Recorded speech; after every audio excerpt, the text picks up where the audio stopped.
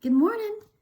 It is March 2nd and it's time for our daily dose of good news, and it is glorious outside. So hopefully you can crack a window maybe while you are listening to this, or maybe take a walk outside later today and ponder this text some more. But I hope you enjoy the day. And here's our daily dose of good news from Hebrews chapter 11, verses 1 through 3, and then I believe it's verses 13 through 19. Now faith is the assurance of things hoped for, the conviction of things not seen. Indeed, by faith, our ancestors received approval.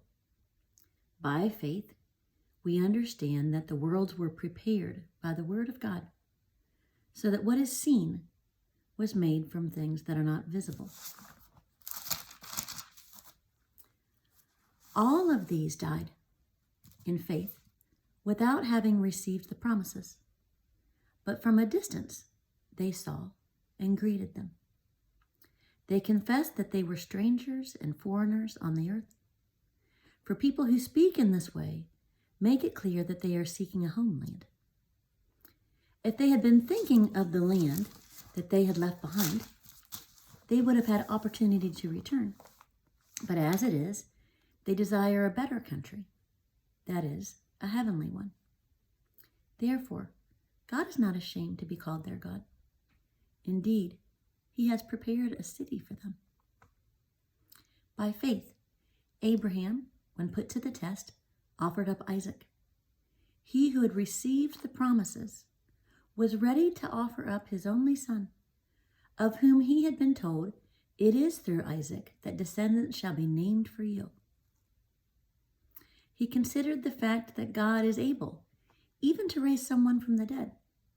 And figuratively speaking, he did receive him back. Here ends the reading.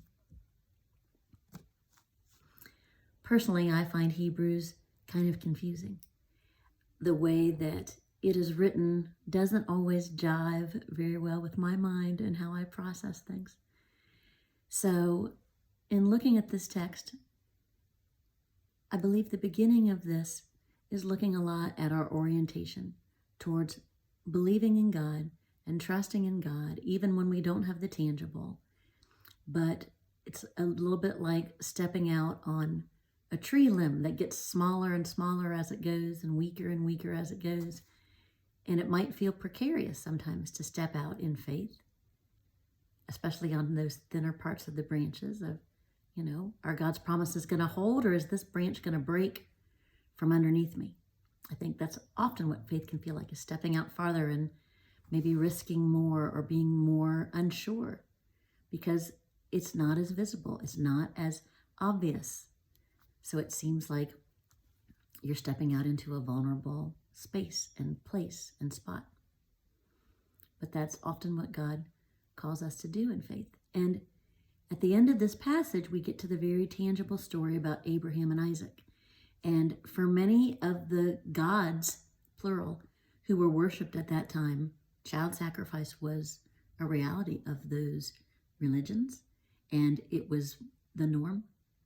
And so, in some ways, this request of God for Abraham to go and sacrifice Isaac probably wouldn't be as jarring to him as it is to us to hear that.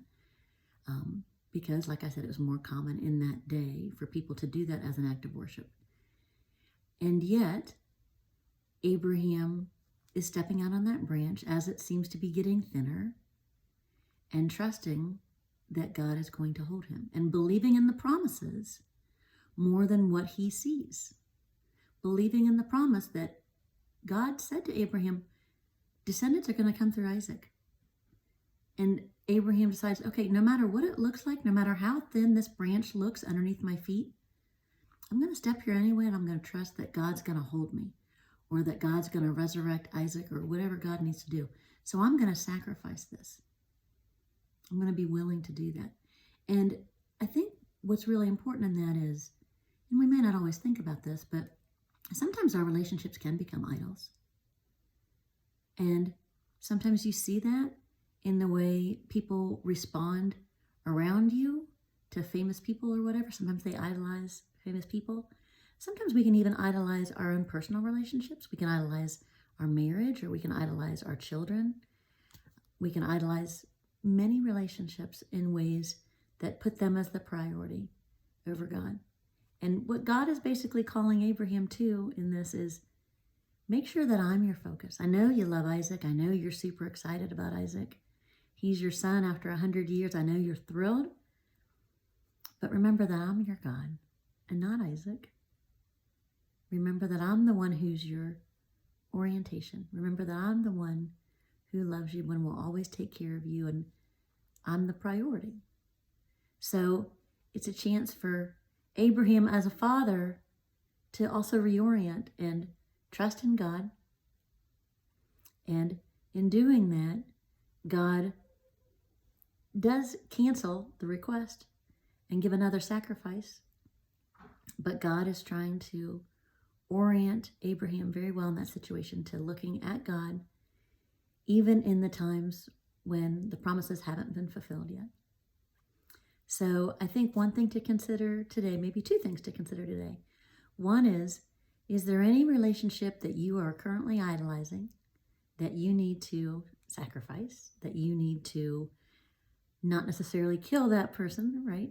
But you need to not at all kill that person, to be precise and clear. But any relationship that you need to come and bring before God and say, I probably have this a little bit out of whack. I want to prioritize you, God. Help me to orient towards you and not to idolize this relationship.